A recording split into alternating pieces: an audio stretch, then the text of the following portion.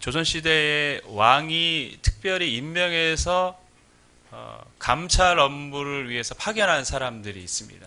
누구죠? 암행어사입니다. 이 암행어사는 왕의 특사들입니다. 특별한 명령을 받고 지방에 가서 지방에 있는 그런 수령이나 이런 관리들을 감찰하는 거죠.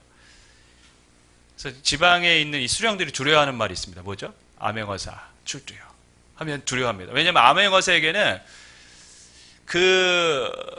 백성들을 괴롭히거나 아니면 비리를 저지른 그러한 수령들, 관리들을 봉고 파직할 수 있는 권한도 주어졌어요. 그 자리에서.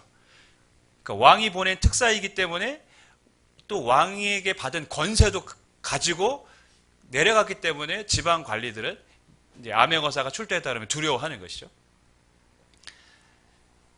마태복음은 5개의 예수님의 설교가 실은 뼈대를 이루고 있는 복음서입니다. 잘 모르셨겠지만 마태복음은 5개의 설교가 뼈대를 이룹니다. 그래서 사건 설교, 사건 설교, 사건 설교 식으로 구성이 되어 있습니다. 그리고 첫 번째 설교가 마태복음 5장에서 7장에 있던 산상수훈, 하나님의 백성은 어떻게 살아야 하는가 가르쳐 주셨습니다. 그리고 8장에서 9장에는 여러 사건들, 즉 예수님이 기적들이 나타나고 왕의 권세가 있는 분임을 증명하셨습니다. 그리고 10장에서는 어떻게 합니까? 이제 왕이 왕의 특사를 파견하는 것입니다. 특별한 임무를 가지고 왕의 특명을 받은 사람들을 세상으로 보내시는 내용이 바로 오늘 이 10장의 내용입니다. 우리가 그 9장 마지막에 예수님께서 추수할 것은 많은데 일꾼이 없다고 한탄하시면서 아버지에게 추수할 일꾼을 보내달라고 요청을 하셨습니다. 그리고 나서 10장에 딱 들어오면 1절 우리 같이 읽습니다. 시작.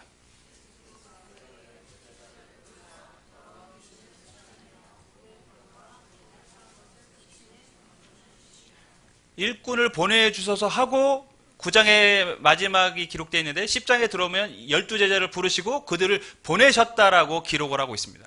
이 말은 예수님이 찾으셨던 일꾼이 누구라는 것이죠. 바로 이 12제자라는 것을 우리가 알 수 있습니다. 그 12제자의 이름이 2절부터 4절까지의 이름이 나와 있습니다. 우리 다시 한번 2절부터 4절까지의 말씀을 같이 읽겠습니다. 시작.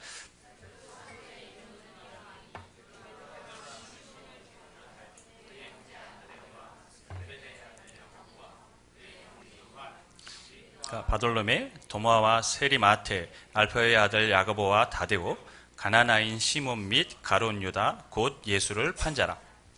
예수님의 12제자가 누구냐에 대해서는 성경의 누가복음의 기록과 마태복음의 기록이 조금 차이가 있어요. 그래서 좀 헷갈리는 부분이 있습니다. 근데 이제 전통적으로 우리가 해석을 할 때 이 바돌로메는 나다나엘과 동일 인물으로 우리가 생각을 합니다. 그리고 알페오의 아들 야고보와 다데오 했는데 여기서 이 다데오는 또 다데오의 또 다른 이름은 유다로 알고 있습니다. 그러니까 누가복음에 차이 나는 이 두 사람이 나다나엘과 유다인데 이 다데오의 또 다른 이름이 유다라는 것이죠. 근데 이들은 가로진 유다만 빼놓고는 대부분 다 갈릴리 출신들입니다. 11명은 다 갈릴리 출신들이에요. 베세다 출신도 있고 가나 출신도 있지만 대부분 갈릴리 출신이고 갈릴리 출신들이기 때문에 주로 뭘 했겠습니까? 갈릴리에서 고기를 잡는 사람들이 많았습니다. 정확하게 알려진 베드로, 안드레, 야고보, 요한, 빌립은 다 어부 출신들입니다. 근데 이 어부들 말고도 오늘 보니까 세관원이 있었다고 기록됐습니다. 세리, 마태. 세금 징수원이죠. 이 사람들은 실은 로마 시대에 노마의 앞잡이 노릇을 한 것이나 다름없습니다. 그래서 백성들이 되게 싫어했던 사람들이죠. 그런데도 그 마태도 예수님의 제자로 부름을 받았습니다. 근데 또 우리가 주목해야 될 단어 4절 가나나인 시몬. 이 오타 아닐까요? 가나안인 시몬이 아니라 가나나인 시몬이라고 지금 기록을 하고 있습니다. 가나나인이라는 이 단어는 실은 헬라어를 번역한 단어입니다. 헬라어 카네나엔이라는 단어를 번역했습니다. 이 카네나인이라는 단어가 뭐냐? 열심당원이라는 것이죠. 그래서 셀로치 시몬이라고도 기록되어 있죠. 다른 복음서에는 열심당원입니다. 열심당원은 뭐 하는 사람들이냐? 노마로부터 독립을 해야 되는데 무엇을 갖고 독립을 합니까? 무력으로 독립해야겠다는 것이죠. 그래서 이들은 굉장히 폭력적인 사람들이었습니다. 그러니까 예수님의 제자들 중에는 무력으로 이 로마 체제를 엎고 나라를 독립해야겠다고 하는 그런 어떤 면에서 극렬한 운동권 사람도 이 안에 포함되어 있었다는 것이죠. 어부도 있었고 세리도 있었고 극렬한 운동권 사람도 있었습니다. 그런데 실은 세리 마태는 로마에 충성을 하고 자신의 부를 축적한 사람입니다. 가나나인 시몬은 반대로 그런 사람들을 칼로 죽이고 나라를 지키기 위해서 어떤 독립을 위해서 무력을 행사했던 사람입니다. 지금 정반대의 삶을 살아갔던 두 사람입니다. 그런데 이 사람들도 지금 예수님의 12제자 안에 지금 들어와 있습니다. 놀랍지 않습니까? 실은 정반대의 지금 삶을 살고 있고 어쩌면 가나나인 시몬 입장에서는 이 세리 마태는 자신이 처단해야 될 명단의 한 명일 수도 있어요. 근데 지금 다 예수님의 제자로 부름을 받았습니다. 실은 이게 하나님 나라의 특징입니다. 안디옥 교회에는 5명의 지도자가 있었어요. 그 지도자 중에는 헤롯의 젖동생 마나얀이라는 사람이 있었습니다. 그러니까 헤롯 가문의 사람입니다. 그러니까 왕족입니다. 또 니게르라 하는 시므온이 있었어요. 이 니게르는 니그로의 어원입니다. 즉 종이었다는 것이죠. 왕족도 있었고 종도 있었는데 안디옥 교회의 지도자들이었어요. 근데 당시 사회적 통념상 왕족과 종이 같이 지도자를 한다. 그건 말도 안 되는 이야기입니다. 그때는 사회적 신분이 정확하게 구분되어 있었던 시대였기 때문에 로마 시대의 종은 뭔지 아십니까? 말하는 그런 가축이나 이런 의미로 사용됐어요. 로마 시대의 종은. 그러니까 일반 가축처럼 자기가 죽이고 싶으면 죽일 수 있는 그런 존재가 종이었는데 근데 안디옥 교회에서는 이 종과 왕족이 같이 지도자로 있었다는 것이죠. 이게 하나님 나라라는 것입니다. 하나님의 부르심에는 어떤 구분도 차별도 없는 것입니다. 우리는 나이, 생김새, 가진 정도, 배운 정도 여기 다 다릅니다. 하지만 하나님은 우리를 똑같은 눈으로 바라보시고 하나님의 자녀로 우리를 불러주신 줄 믿습니다. 그게 하나님 나라입니다. 그게 또한 교회이어야만 합니다. 교회는 어떤 구분도 차별도 없는 곳이어야 합니다.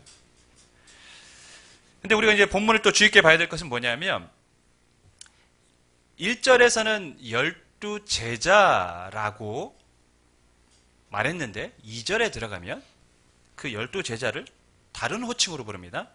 12사도의 이름 이렇게 기록을 하고 있습니다. 이 사도라는 말은 마태복음에서는 이곳에서 유일하게 사용된 단어입니다. 마태복음에서 이 사도라는 말이 딱 한 번 사용되는데 바로 이곳입니다. 그럼 사도라는 말은 뭐냐? 어쩔 수 없이 제가 이제 원어적인 설명을 다시 해야 되는데 아포스톨로스라는 헬라어를 번역한 말인데 보냄을 받았다는 뜻입니다. 그러니까 제자라는 말은 예수님의 가르침을 받고 그분을 따르는 사람들이라면 사도라는 말의 의미는 예수님이 특별한 목적을 갖고 보내신 사람들을 사도라는 것이죠. 그러면 예수님은 왜 이 제자들을 보내셨을까요? 다시 9장 마지막으로 돌아가면 이런 내용이 있습니다. 예수님이 수없이 많은 사람들이 온 걸 보고 굉장히 가슴이 아파하셨어요. 왜냐? 그들의 삶이 너무 고통스러웠기 때문에. 예수님은 얼마든지 한 곳에 머물러서 많은 사람에게 대접을 받을 수 있는 지금 사회적 지위와 명성이 있는 순간입니다. 지금 상황에서는. 그런데 예수님은 그렇게 하지 않고 가나안 전 지역 그 이방 땅까지 찾아가시면서 복음을 전하시고 병든 자를 치유해 주셨습니다. 더 많은 사람들에게 천국 복음이 전해지고 더 많은 사람이 육신적 아픔에서 치유되길 원하셨던 것이죠. 그래서 이 일을 이제 누구에게 맡깁니까? 예수님 혼자 하는 것이 아니라 제자들에게 그 왕의 사역을 위임하신 것입니다. 왕의 사역을 위임하실 뿐만 아니라 무엇도 주십니까? 왕이 가졌던 권세도 제자들에게 같이 주십니다. 그래서 1절을 보면 우리 1절 말씀 다시 한번 읽겠습니다. 시작.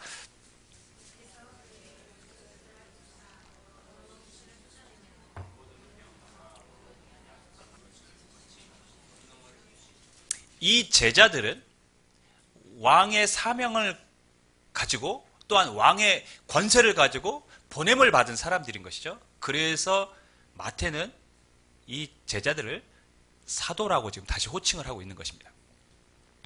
그런데 예수님께서는 이 제자들에게 어디로 찾아가라고 이렇게 제안을 하셨어요. 모든 곳에 가라고 말씀하지 않으셨습니다. 5절, 6절 말씀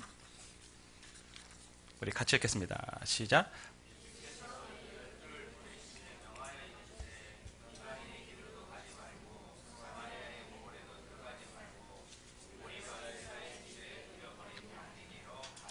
예수님은 지금 누구에게 가라고 하십니까? 정확히 지정해 주셨습니다. 이스라엘 집에 잃어버린 양에게로 가라. 이방 땅에도 가지 말고 사마리아인들에게도 가지 말고 이스라엘 백성의 잃어버린 양에게로만 가라. 좀 이해가 안 되는 말입니다. 더 많은 사람들에게 복음이 전해지고 더 많은 사람들이 육신적 연약함, 그들의 묶임에서 해방되기를 원하셨던 것이 주님의 뜻이고, 그래서 지금 제자들을 파송하는데, 그런데 예수님은 이방 땅도 안 되고 사마리아 땅도 안 되고 이스라엘에게만 가라는 것이죠. 예수님은 편협한 민족주의적 마인드를 가진 사람입니까? 자민족만 생각하는 분입니까? 예수님의 행하셨던 행적을 우리가 따라가 보면 예수님이 절대 그런 분이 아니라는 것을 알 수 있습니다. 요한복음 4장에는 예수님이 누구를 찾아가십니까? 사마리아의 수가성에 정말 비참하게 삶을 살던 여인을 직접 찾아가십니다. 또한 마태복음 8장에는 가다라 지방, 즉 거라사 지방에 귀신 들린 사람, 이방 땅인데 직접 찾아가십니다. 그러니까 예수님은 사마리아 땅에도 가지 말라고 제자들에게 말했고 이방 땅에도 가지 말라고 하셨지만 본인은 실은 사마리아 땅도 가셨고 이방 땅에도 찾아가셨어요. 그렇다면 예수님은 지금 그 사람들에게 복음이 전해지고 치유받는 것을 원하지 않는 것이 아님을 우리는 알 수 있습니다. 그러면 왜 제자들에게만 예루살렘, 이스라엘의 사람들만 찾아가라고 하셨을까요? 실은 이게 유대인들에게, 이스라엘 민족에게 주신 하나님의 사명이었기 때문에, 부르신 목적이기 때문입니다. 예수님이 승천하실 때에도 제자들에게 어떻게 명령하십니까? 먼저 오직 성령이 너희에게 임하시면, 권세가 임한 것이죠. 왕의 권세가 그들에게 임합니다. 너희가 권능을 받는 것이죠. 왕의 권세가 임하면 너희는 어디부터요? 예루살렘과 온 유대와 사마리아와 땅끝까지 이릅니다. 어디서부터 출발해야 됩니까? 예루살렘, 유다부터 출발하는 것입니다. 아브라함을 부르셨습니다. 아브라함을 부르신 목적이 뭡니까? 그들을 큰 민족으로 만든 목적은 뭐냐? 그들을 제사장의 나라로 만들겠다라는 의미였습니다. 제사장의 나라라는 것은 뭐냐? 그들을 통해서 하나님이 다른 민족을 주께로 인도하는 그런 역할을 그들에게 맡기시길 원하셨다는 것이죠. 그죠? 아브라함을 부를 때부터 하나님은 이스라엘 민족을, 다른 민족을 구원할 그런 인도자 역할을 할 수 있는 민족으로 세우신 것입니다. 오래전부터 하나님의 계획이에요. 지금 예수님께서 이스라엘 집으로 가라고 하신 말씀은 바로 그것입니다. 오래전부터 계획했던 하나님의 뜻, 그 부르심을 이루도록, 부르심대로 살도록 그들에게 먼저 가서 복음을 전하는 것입니다. 하나님은 아브라함을 부르셨고 이스라엘 민족을 부르셨고 지금 그 부르심대로 그들을 사용하고 싶으셨던 것입니다. 그래서 이스라엘 민족에게만 가라는 것이죠. 여러분, 지금도 동일합니다. 하나님은 우리를 불러주셨고 그 부르심대로 우리가 살기를 원하십니다. 그냥 왔다 그냥 거저가는 인생이라고 생각하면 우리 착각입니다. 우리는 하나님이 이 땅에 부르신 사람들입니다. 그 부르심에는 목적이 있습니다. 하나님은 우리가 그 부르신 목적대로 살기를 원하고 계십니다. 우리가 그렇게 살기를 원하고 그렇게 우리를 사용하고 싶어 하십니다. 그렇기 때문에 우리는 기도해야 되는 것이죠. 내 부르심이 무엇인지, 내 부르심의 목적이 무엇인지. 또 그렇게 살려고 하는 사람들에게 하나님은 뭘 주십니까? 왕의 권세를 주시는 줄 믿습니다. 그래서 우리는 부르신 목적대로 살아야 하는 것입니다. 예수님은 또한 사도들에게 장소만 지정했을 뿐만 아니라 무엇을 해야 하는지도 가르쳐 주셨습니다. 7절, 8절 말씀 우리 같이 읽겠습니다. 시작.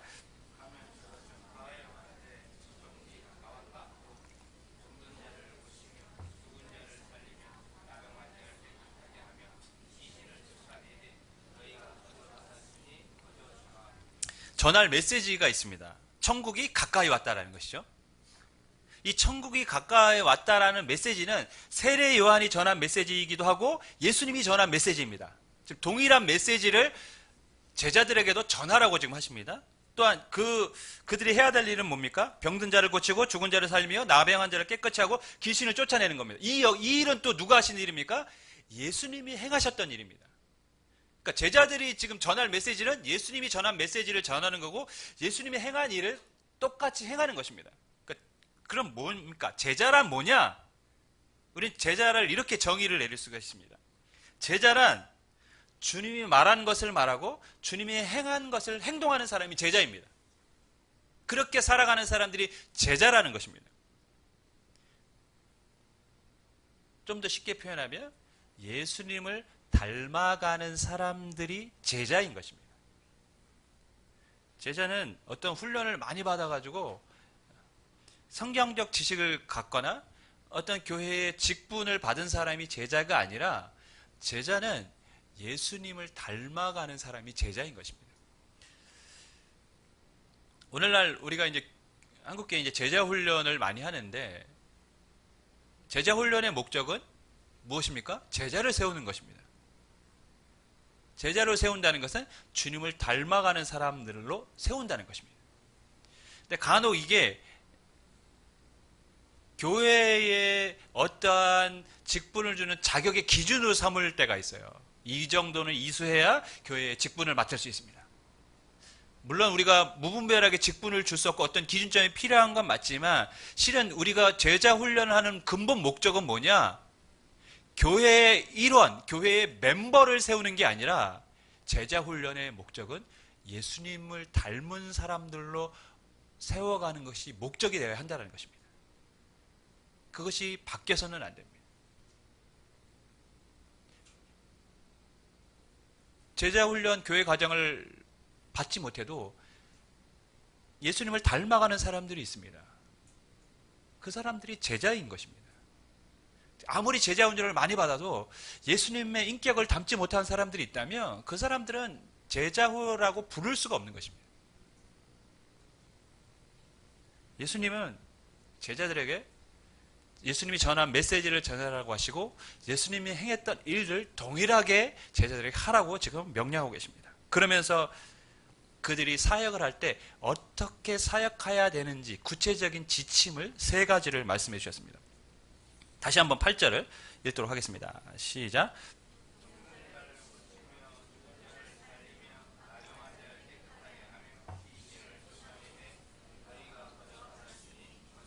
첫 번째, 너희가 거저 받았으니 어떻게 하라고요? 거저 주라는 것이죠. 제자들에게 능력을 주셨습니다. 그 능력은 누구의 것입니까?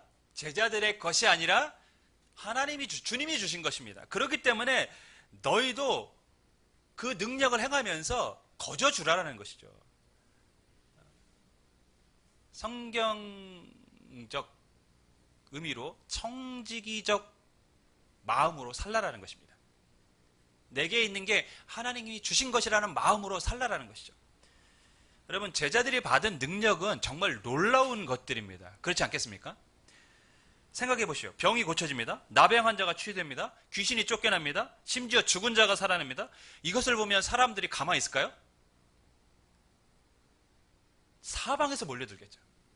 저는 눈이 굉장히 나쁩니다, 여러분.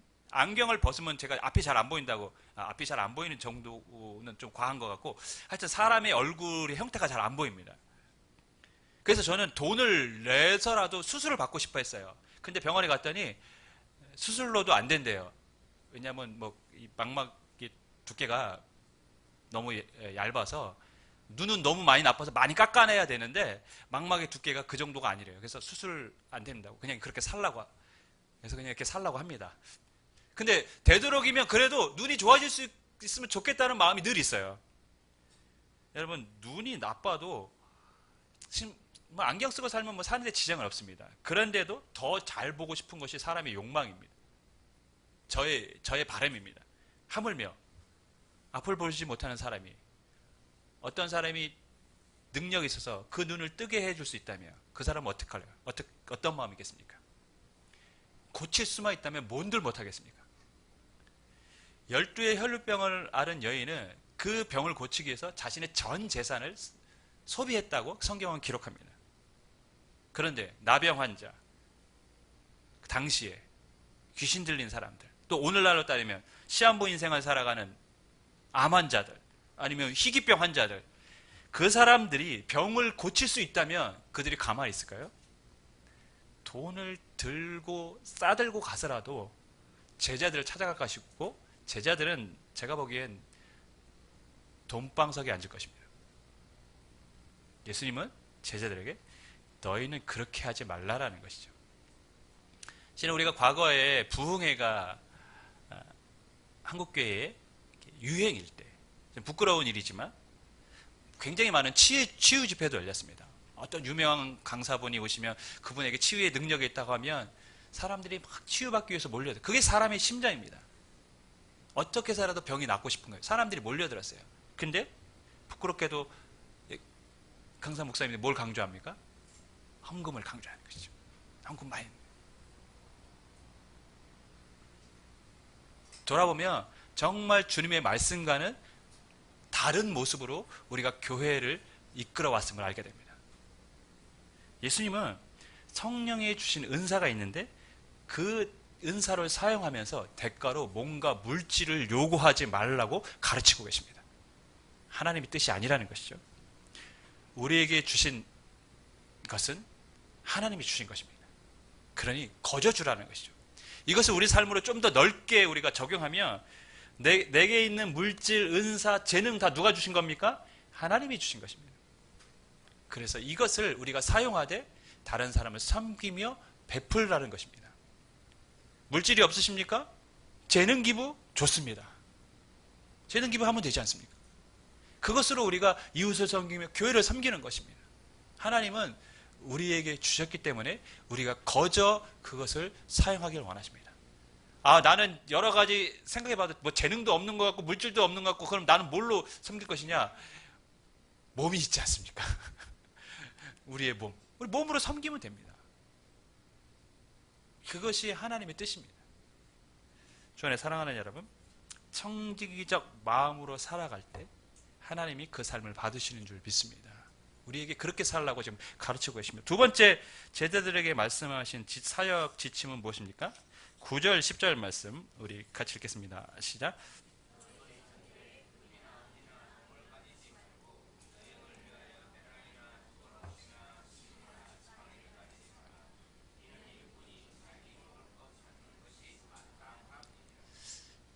실은 이 말도 우리 일반적인 생각과는 좀 다른 말씀입니다. 저희가 뭐 2박 3일 어디를 간다고 해도 만반의 준비를 해가지고 갑니다. 옷도 챙겨가고 뭐 여러 가지 막 다 챙겨서 갑니다. 그래야 그곳에서 편안하게 지낼까요? 근데 하나님이 제자들을 보내시면서 그들에게 많은 것을 준비하지 말라고 하십니다.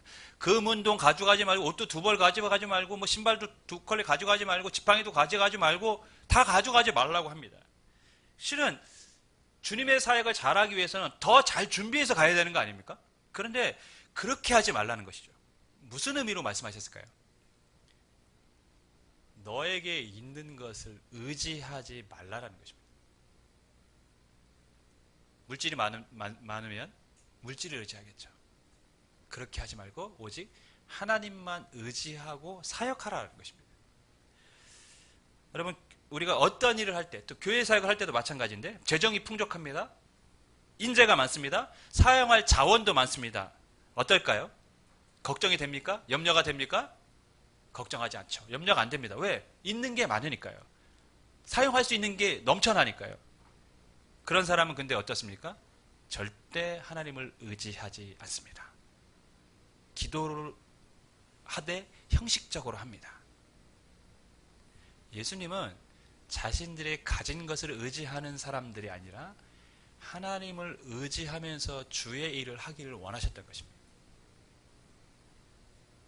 그러면서 예수님은 뭐라고 말씀하십니까? 일꾼이 자기의 먹을 것 받는 것이 마땅하다, 이렇게 말씀하셨어요. 그 말은 무엇입니까? 하나님이 보내신 일꾼들입니다. 먹는 것, 받는 것이 마땅하다. 즉 어떤 면에서 보면 하나님이 너희의 필요한 것을 채워주신다는 의미입니다. 하나님이 채워주실 것이다. 하나님의 일, 하나님의 일꾼은 하나님이 책임져 주신다. 그러니까 염려하지 말라는 것이죠. 물질이 없다고, 자원이 부족하다고, 사람이 없다고 너희가 하나님의 일을 못하는 것은 아니라는 것입니다. 우리는 시록 이런 생각들을 많이 해요. 사람이 없거나 물질이 없거나 교회 재정이 부족하면 뭔가 하나님의 일을 할 수 없다라는 그런 생각들을 합니다. 근데 그게 아니라는 것입니다. 실은 우리가 주의 일을 온전히 못하는 것은 무엇입니까? 그 이면에는 하나님을 온전히 신뢰하지 못하기 때문입니다. 자꾸 세상의 것을 의지하기 때문에 주님의 일을 하는데 지장이 있다고 생각합니다. 바꾸라는 것입니다. 세상의 것이 없다고 주님의 일이 이루어지지 않는 것이 아닙니다. 주님은 없어도 있게 만드시는 분이 주님이신 줄 믿습니다. 그렇게 사역해야 됩니다. 세 번째, 제자들에게 하신 명령은 무엇일까요? 11절 말씀 우리 같이 읽습니다. 시작.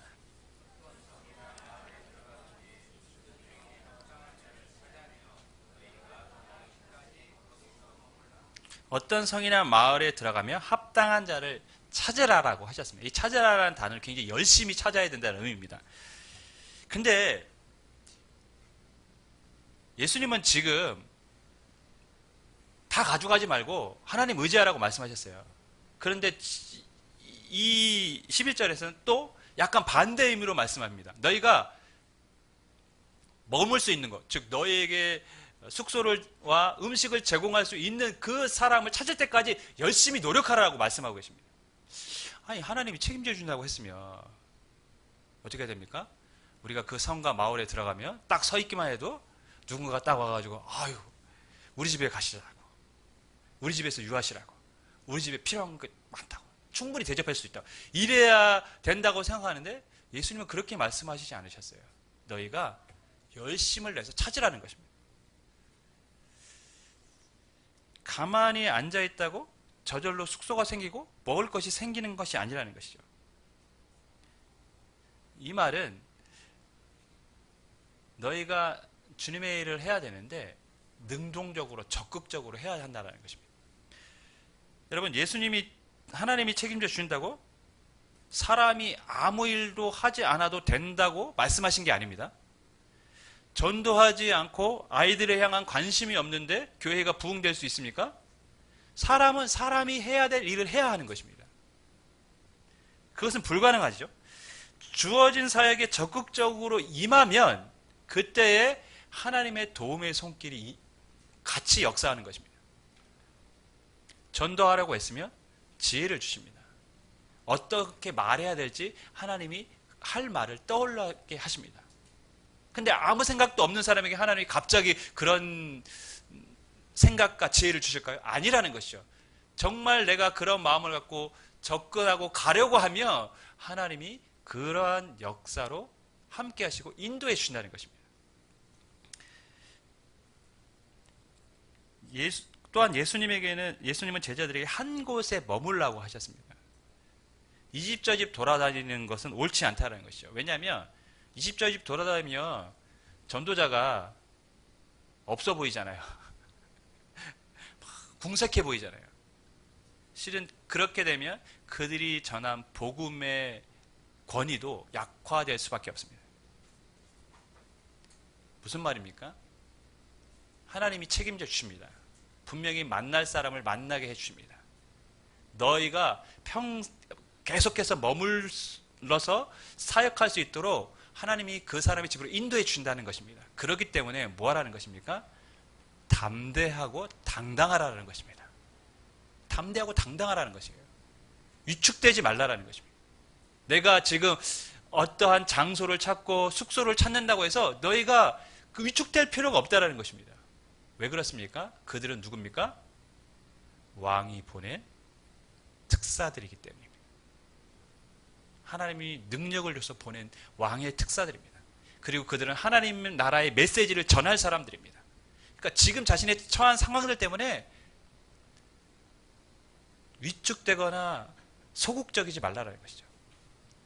여러분, 암행어사들은 우리가 이제 뭐 드라마나 이런 걸 보면 어떻습니까? 행색이 좋지 못해요. 이렇게 남루하게 다닙니다. 또 어쩔 때는 어떤 사람들에게 먹을 거 없어서 좀 나 뭐 국밥 한 그릇만 사줘요. 뭐 이렇게 구걸할 때도 있습니다. 행색도 그렇고 보면은 뭐 먹을 것도 변변치 못할 때도 있습니다. 그렇다고 그들이 자신들의 사역을 부끄러워할까요? 사람들을 두려워할까요? 안 그렇습니다. 왜냐하면 그들은 왕이 권세를 줘서 보낸 왕의 특사들이기 때문입니다. 보이기엔 그렇게 보여도 그들은 당당한 것이죠.